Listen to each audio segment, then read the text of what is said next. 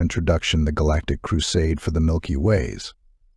Humanity teeters on the edge of an epochal transformation in the boundless expanse of the Milky Way, where countless stars burn brightly against the canvas of eternity. The year is 2552, and Earth, having faced and overcome myriad challenges, has finally set its sights on the stars. The galaxy, a vast and perilous frontier, is a tapestry of wonders and dangers that beckon with their enigmatic allure beyond human comprehension. Earth had colonized the Kepler system, and now it was time to explore the Milky Way and learn the unknown. The USSS Apollo, a testament to human ingenuity, epitomizes the pinnacle of Earth's technological and scientific progress. This colossal starship, bristling with cutting-edge weaponry and exploration tools, is home to a crew of exceptional specialists. Departing from Terra Nova, Earth's premier spaceport, the Apollo embarks on a mission that will shape the destiny of humankind, its engines humming with anticipation and its hull gleaming in the starlight. Admiral Jonathan Hayes, a man whose piercing blue eyes reflect the weight of countless battles and triumphs, stands at the helm of the Apollo. His seasoned sagacity and unwavering determination make him a figure to be reckoned with. Lieutenant Samuel Reed, a young tactician with a brilliant intellect and a passionate spirit, brings a fresh perspective to the crew. Captain Aidan Hawke, a rugged and fearless leader, is renowned for his charisma and strategic brilliance. Major Dale Swift, a pioneering scientist, balances his keen intellect with a compassionate heart. And Sergeant Chen, a warrior with unparalleled bravery and tactical acumen, is a force to be reckoned with. Their journey commences with a mission of utmost significance to explore new worlds, forge alliances, and ensure the very survival of humanity in a galaxy brimming with life. This is not just a mission, but a pivotal endeavor that holds the fate of humankind in its balance. Yet this hope is tinged with the understanding that the universe is not a benign place. Ancient civilizations, some benevolent and others malevolent, await their arrival. Each planet they encounter presents its own mysteries and challenges, underscoring the gravity of their mission. These are the civilization the humans will encounter. Planets and their inhabitants. Valoria, lush, verdant planet. Inhabitants: Valorians tall, silver-skinned, empathetic beings with advanced botanical and bioluminescent technology. Zyphura, barren, desolate planet. Inhabitants: Zyphurans hardy, aggressive warriors adapted to harsh conditions.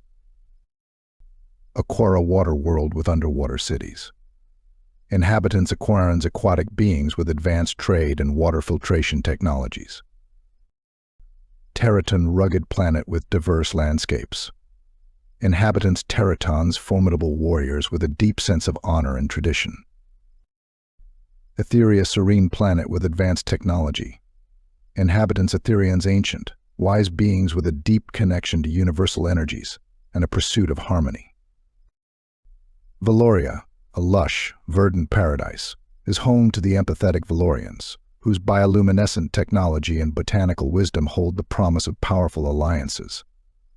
Zyphura, a harsh, desolate world, tests their mettle against the hardy and aggressive Zyphurans, warriors honed by the planet's relentless conditions. Aquara, a mesmerizing water world, dazzles with its bioluminescent underwater cities and the advanced trade networks of the Aquarans. Terraton, a rugged land of mountains and forests, echoes with the honor-bound traditions of the formidable Terratons. Finally, Etheria, a serene planet of ancient wisdom, offers the advanced technology and harmony pursued by the wise Etherians, each planet a unique and intriguing world waiting to be explored. As the Apollo navigates these diverse worlds, forging friendships and facing adversaries, the crew must also confront the specters of their own fears and doubts. Unity, resilience, and the indomitable human spirit are their greatest weapons against the vast unknown. The galaxy's ancient secrets and the looming threat of the Krogan Empire, a ruthless faction bent on domination, add layers of intrigue and peril to their mission. The Apollo is vast and the stakes are high. The fate of humanity rests on the shoulders of those brave enough to venture into the stars. As the USSS Apollo cuts through the darkness of space, its journey will become a legend, a tale of courage, sacrifice, and the relentless pursuit of a brighter future. The galaxy beckons, and humanity must answer. The time for the Galactic Crusade has come. In the distant reaches of the Milky Way, where stars shimmer like diamonds against the velvet darkness, humanity stands at the precipice of its greatest challenge. The USSS Apollo, a marvel of human ingenuity, cuts through the void, carrying with it the hopes and dreams of an entire species. As the crew of the Apollo ventures into uncharted territories, they will encounter wonders and horrors beyond imagination. But they are not alone. Across the galaxy, ancient civilizations stir, each with their own secrets and powers.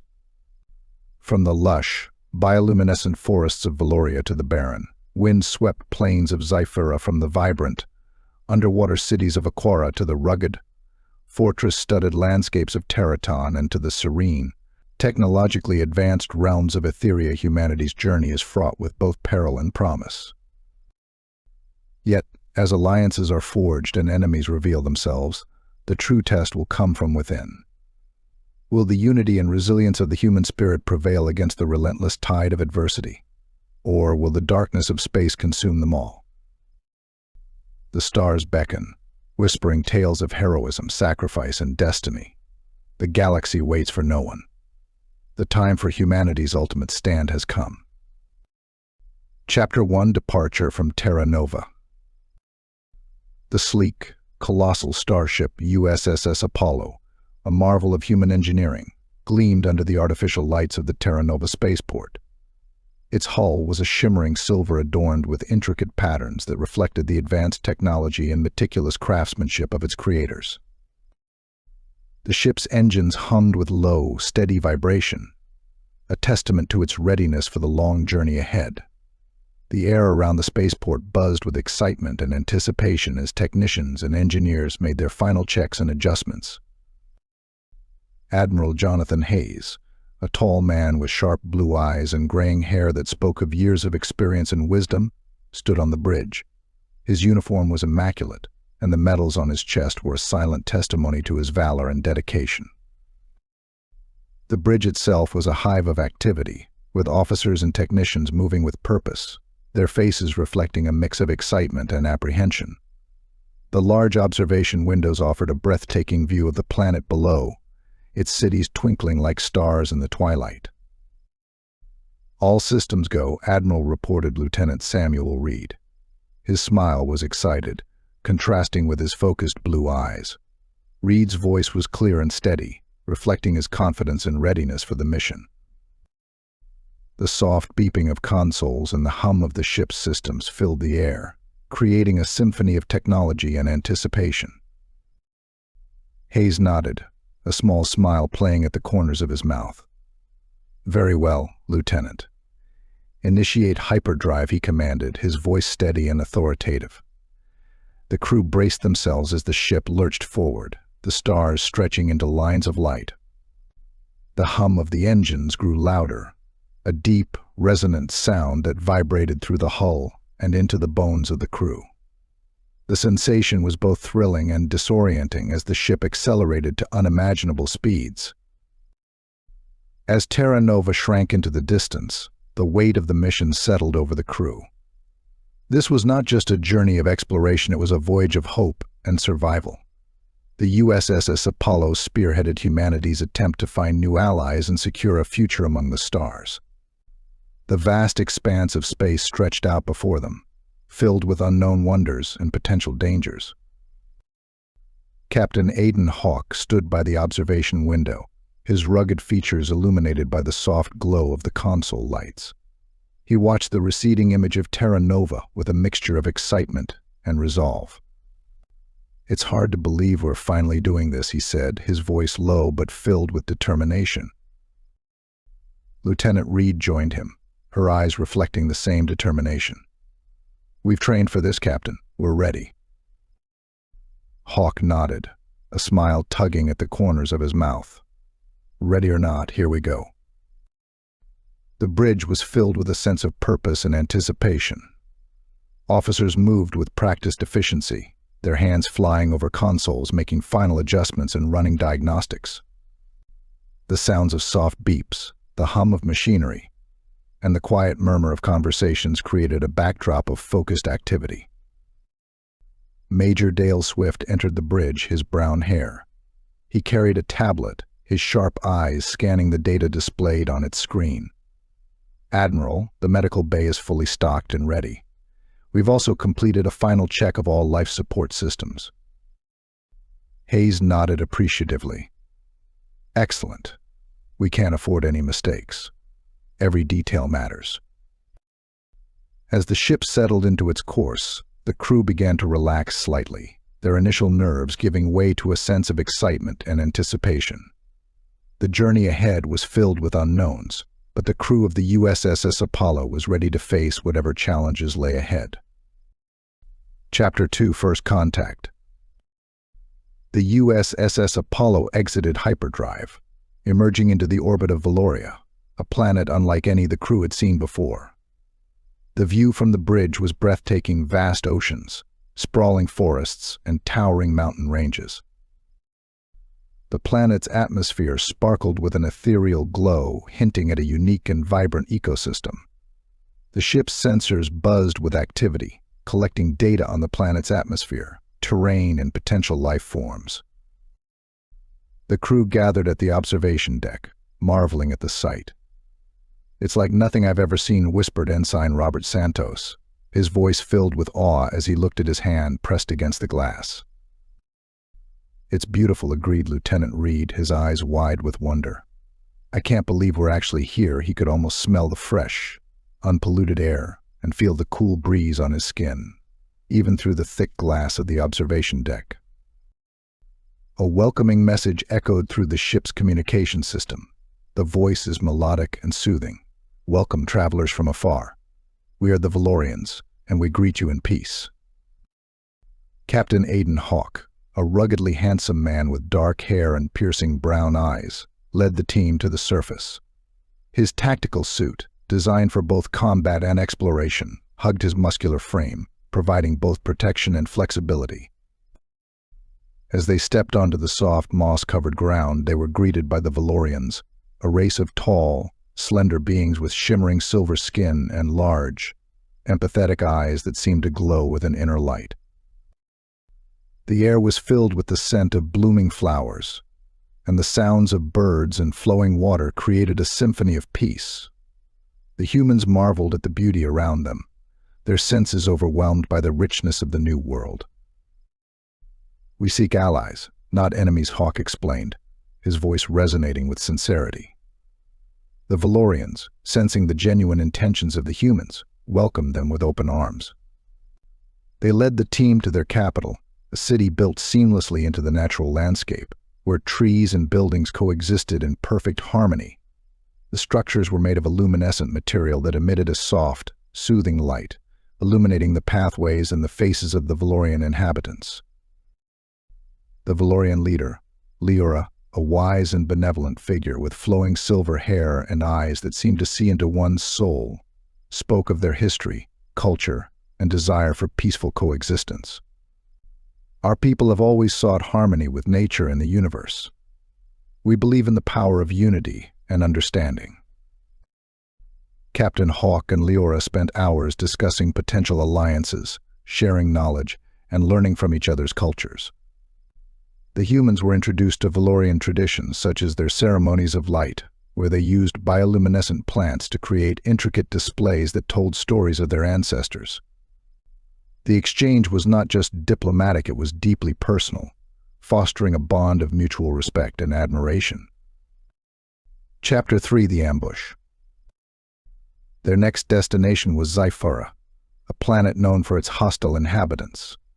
The landscape was barren, with jagged rocks and swirling dust storms creating an atmosphere of constant danger. The skies were a murky red, casting an eerie glow over the desolate terrain. The sound of howling winds echoed through the canyons, a haunting melody that set everyone on edge. As soon as they landed, they were attacked. Blaster fire lit up the sky, and the sounds of battle echoed through the air. The ground trembled with the impact of explosions, and the air was thick with the smell of burning metal and ozone. Sergeant Chen, a fierce warrior with short black hair and intense brown eyes, led the defense. His voice, commanding and resolute, rallied the troops. "We will not fall here," he shouted, his words cutting through the chaos. The humans fought back with everything they had, their weapons flashing and crackling as they repelled the attackers. Chen's movements were a blur as he directed his squad, his combat suit reflecting the harsh red light of Zyphira's sun. "Fall back to the secondary position," he ordered, his voice calm and authoritative despite the chaos around him. "Never fire on my mark." The sounds of blasters, the screams of the wounded, and the shouts of orders created a cacophony of war. Despite the overwhelming odds, the humans held their ground, driven by their determination in Sergeant Chen's leadership. His tactical brilliance and unwavering courage inspired her soldiers, turning the tide of the battle. In the midst of the chaos, Lieutenant Reed found herself pinned down behind a rocky outcrop. Her heart pounded in his chest as he exchanged fire with the enemy, the heat of the blaster bolts searing the air around her. He glanced over at Sergeant Chen, drawing strength from his calm demeanor. "We've got this," Lieutenant Chen shouted over the din. "Stay focused." The battle raged on for hours, each side refusing to yield. The air was filled with the acrid scent of burnt flesh and the metallic tang of blood. Finally, as the sun began to set, the enemy retreated, leaving the humans battered but victorious. The ground was littered with debris and the bodies of fallen soldiers, both human and alien. Chapter 4: Allies and Enemies. As the Apollo continued its journey, it encountered a variety of alien species, each with their unique cultures and challenges. In the water world of Aquara, humans met Aquarans, aquatic beings with an advanced understanding of trade and commerce. Their cities were built beneath the waves, glowing with bioluminescent lights that created a mesmerizing underwater landscape. The water was crystal clear, revealing vibrant coral reefs and schools of colorful fish. Negotiations with the Aquarans were delicate, requiring a balance of diplomacy and mutual respect. Captain Aiden Hawke excelled in these interactions, his charm and sincerity winning over even the most skeptical Aquarans. Trade agreements were established, and the foundations of a strong alliance were laid.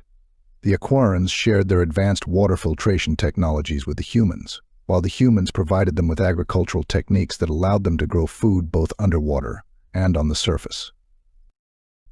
In contrast, the encounter with the Terratons, a race of formidable warriors with a deep sense of honor, was fraught with tension. The Terratons valued strength and combat prowess above all else, and the humans had to prove their worth through a series of challenges and demonstrations of skill. Major Jake Mitchell, with her bright blue eyes and unwavering resolve, led the humans in these trials, earning the respect and trust of the Terratons. Mitchell stood before the Terraton leader, a towering figure with scales like polished obsidian and eyes that glowed with an inner fire. "We seek to prove our strength, not through conquest, but through our resolve and determination," she said, her voice steady and confident. The Terraton leader nodded in a slow, deliberate motion. "We respect your courage, Major Mitchell. Let the trials begin." The trials were grueling, testing the humans' physical and mental limits. They faced combat simulations, endurance tests, and strategic challenges. The sounds of clashing weapons and the grunts of exertion filled the air. Through it all, Major Mitchell's leadership and the crew's unwavering determination shone through. After days of intense trials, the Terraton leader approached Mitchell. "You have proven your worth, Major. We will stand with you as allies." Chapter 5: The Struggles. Within the crew, tensions began to surface. The long journey and constant challenges took a toll on their spirits. Major Dale Swift, a brilliant scientist with auburn hair and kind green eyes, discovered a potential betrayal from a previously allied race, His findings created a rift among the crew as they struggled with feelings of distrust and uncertainty. Admiral Hayes held a meeting to address these concerns. The conference room was filled with the hum of nervous energy. "We are a family," he said, looking into the eyes of each crew member. "We must stand united if we are to succeed. Trust is our greatest asset." The crew took these words to heart, resolving their differences through open communication and mutual support. The experience brought them closer, strengthening their bonds and reinforcing their commitment to the mission. The once tense atmosphere on the ship began to lighten, replaced by a renewed sense of camaraderie and purpose. Lieutenant Reed and Major Swift shared a quiet moment in the ship's observation lounge, gazing out at the stars. "I never imagined it would be this hard," Reed admitted, her voice barely above a whisper. Major Swift nodded, her gaze distant. "But it's worth it. We're making history, Samuel. We're building a future for humanity." Reed smiled, feeling a sense of peace settle over her. "You're right, Dale. We just have to keep moving forward." Chapter 6: The Galactic War. The Krogan Empire's declaration of war sent shockwaves through the galaxy. The Krogan, a ruthless and technologically advanced faction, sought to dominate and control, believing its might to be unchallengeable. Humanity and its newfound allies, however, were determined to resist.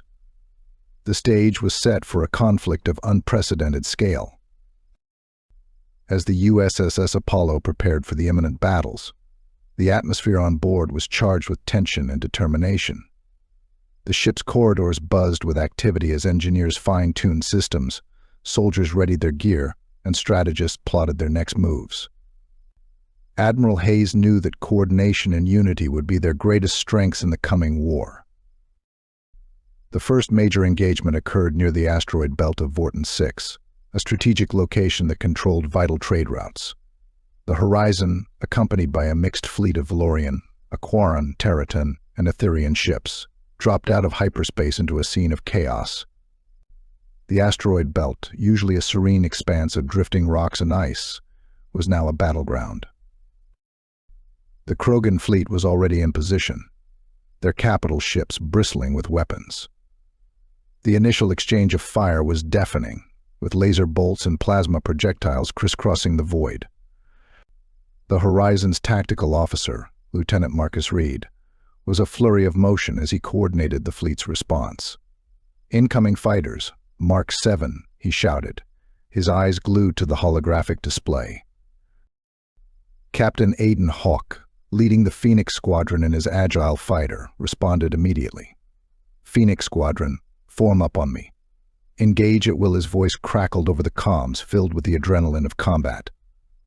His fighter danced through the enemy lines, lasers blazing, as he expertly maneuvered through the asteroid field.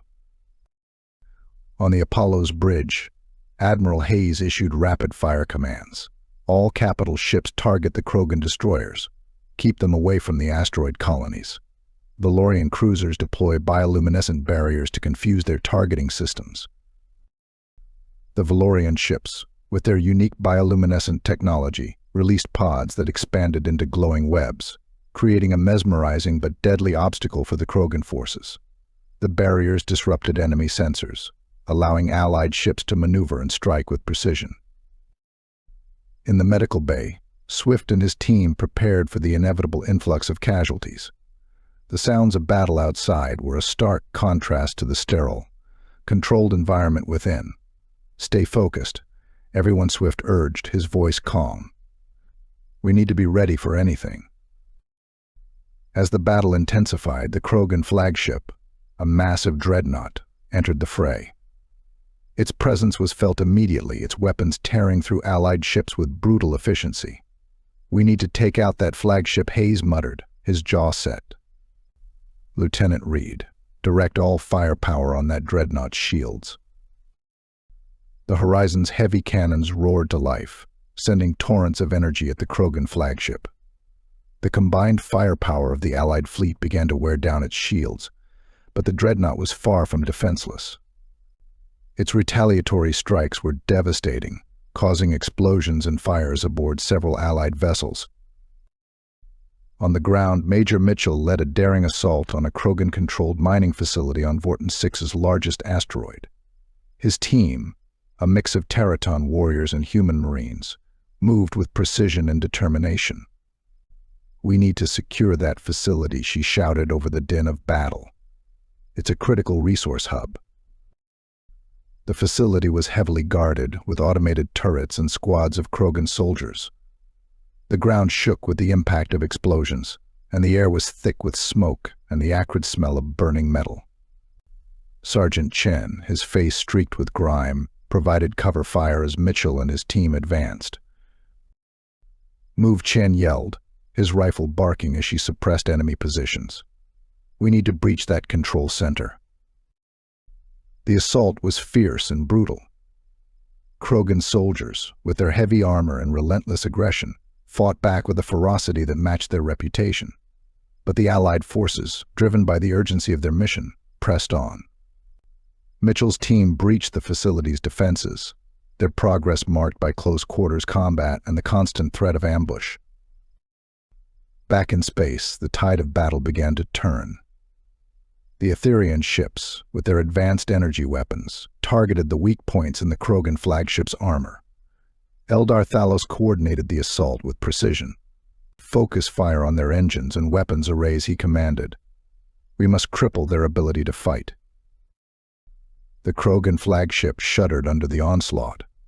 Its shields flickered and failed, and its weapons went silent one by one. The Horizon's final barrage struck the heart of the dreadnought, triggering a chain reaction that ripped through the massive vessel. The explosion lit up the asteroid field, a brilliant flash signaling the fall of Krogan's mightiest ship. Cheers erupted across the Allied fleet, but the victory was tempered by the heavy losses they had sustained. Admiral Hayes took a moment to honor the fallen before issuing new orders. "We need to regroup and prepare for the next engagement. This war is far from over." The battle at Vorton 6 was just the beginning.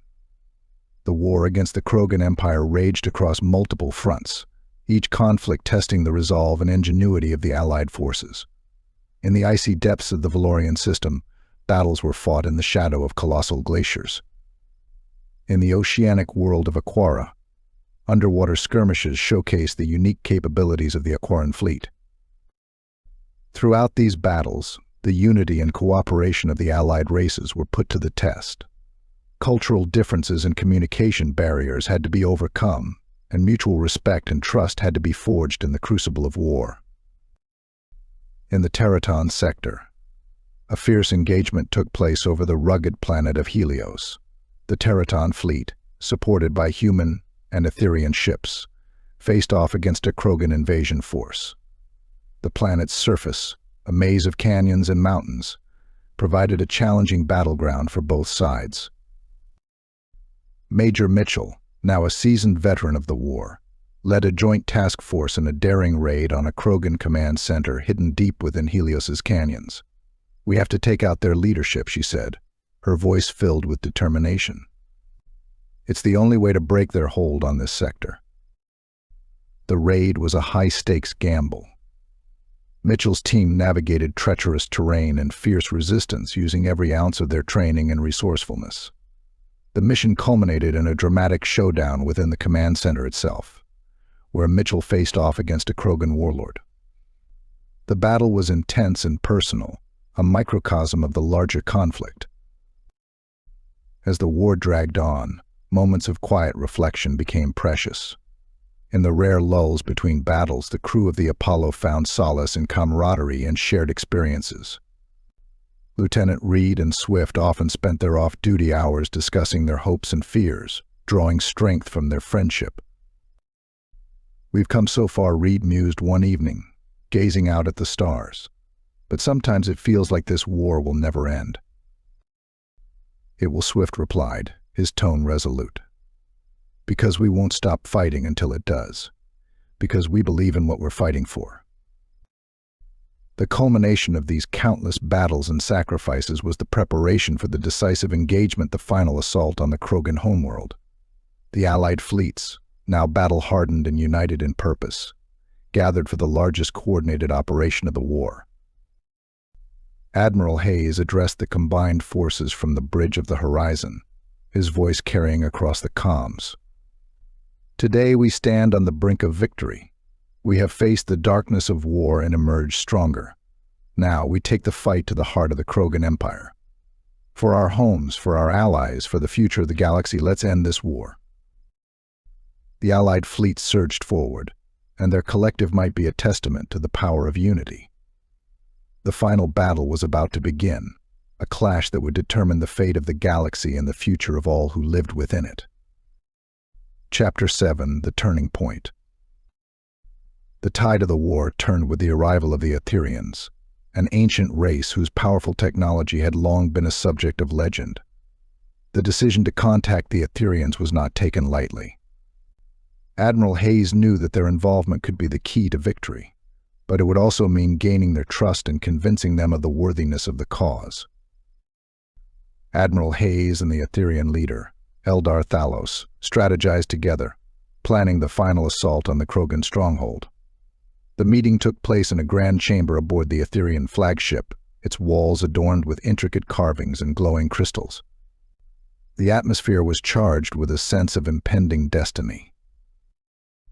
"We must strike hard and fast," Eldar Thalos said, his voice calm and resonant. "Their defenses are strong, but their spirit is weak." Hayes nodded, his eyes reflecting the weight of the decision. "For the future of our galaxy, we must prevail." The combined fleets of humans and Etherians moved into position, their ships forming a vast, glittering armada. The tension was palpable as they awaited the signal to attack. The silence of space was broken only by the steady hum of the ship's engines and the whispered prayers of the crew. Chapter 8: The Final Battle. The final battle was upon them. The USSS Apollo, accompanied by a formidable armada of Allied ships from Valoria, Aquara, Terraton, and Etheria, moved into position above the Krogan homeworld. The combined fleet was an awe-inspiring sight, with ships of various designs and technologies united under a single banner. As the Apollo led the charge, the view from the bridge was both breathtaking and terrifying. The vast expanse of space was dotted with the lights of countless vessels, their engines glowing brightly as they powered up weapons, systems, and shields. Admiral Hayes stood at the forefront, his face a mask of determination. "This is it, people," he said, his voice steady and authoritative. "We fight for the future of humanity and our allies. We fight for peace. All ships, prepare for battle."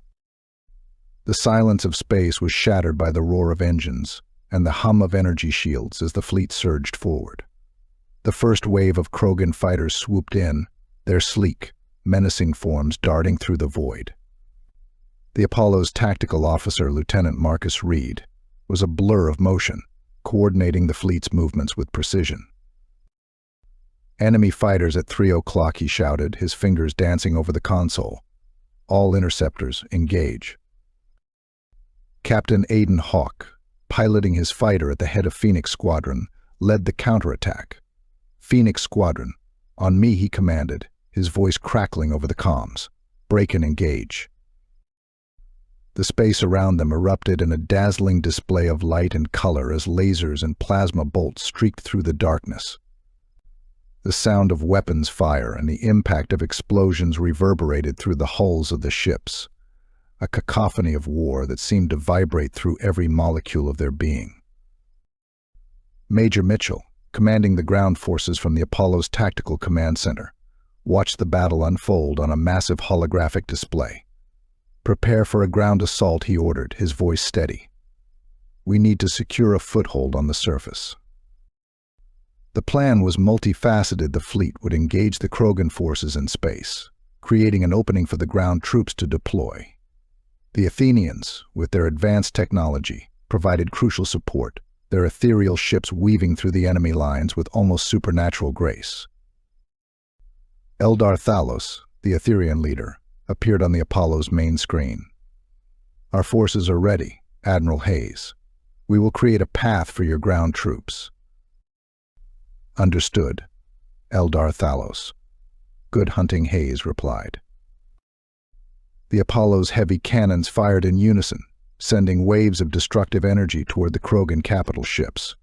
The enemy vessels, though heavily armored, buckled under the relentless assault. The sky was filled with the debris of destroyed ships, creating a deadly obstacle course for the fighters weaving in and out of the wreckage. Captain Hawk's fighter zipped through the chaos, his eyes scanning for targets.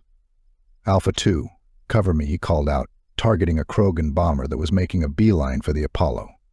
He fired his lasers, the beams slicing through the bomber's shields and tearing it apart. On the ground, the Krogan defenses were formidable. Their strongholds were heavily fortified, with turrets and energy barriers protecting key positions. The humans and their allies landed in waves, their dropships braving intense anti-aircraft fire to deliver troops to the surface. Sergeant Chen led her squad through the thick of the battle, his voice a beacon of authority. "Move, move, move," she shouted, his rifle barking as she laid down suppressive fire. "We need to take that command post." The ground shook with the impact of artillery, the air thick with the smell of burning metal and scorched earth. The sounds of battle were deafening, the rattle of gunfire, the whine of energy weapons, and the cries of the wounded and dying. Swift, working tirelessly in the makeshift medical tent, tended to the wounded with a steady hand. "Stay with me," he urged a soldier, his voice calm and reassuring despite the chaos around him. "You're going to be okay." Back in space, the battle raged on. The Krogan flagship, a massive behemoth bristling with weapons, loomed ahead. Admiral Hayes knew that taking it down would be the key to victory. "All ships, concentrate fire on the enemy flagship," he ordered. "This is our moment." The Apollo and its allies unleashed a torrent of firepower, their combined might focused on a single target. The Krogan flagship's shields flared under the assault, struggling to hold. Eldar Thalos's voice came through the comms, calm and resolute. "We will weaken their defenses. Prepare for the final strike." The Etherian ships formed a protective barrier around the Apollo, their advanced shields absorbing the brunt of the enemy fire. With a final, coordinated effort, the Allied fleet broke through the flagship's defenses. The Apollo's main cannon fired a devastating shot, piercing the enemy vessel's hull and igniting its core. The Krogan flagship erupted in a massive explosion, a brilliant flash of light that signaled the turning of the tide. The remaining Krogan forces, demoralized and disorganized, began to retreat. On the ground, the humans and their allies pressed their advantage. Major Mitchell led the final charge, her voice ringing out over the comms. "For humanity and our allies, we will not falter." The enemy strongholds fell one by one, their defenses crumbling under the relentless assault. The Krogan troops, realizing the battle was lost, surrendered in droves. The sky above the Krogan homeworld was clear, the wreckage of the battle slowly drifting away. As the dust settled, the enormity of their victory began to sink in. The Allied forces had prevailed against overwhelming odds, their unity and determination carrying them through the darkest of times. Admiral Hayes stood on the bridge of the Apollo, looking out at the stars.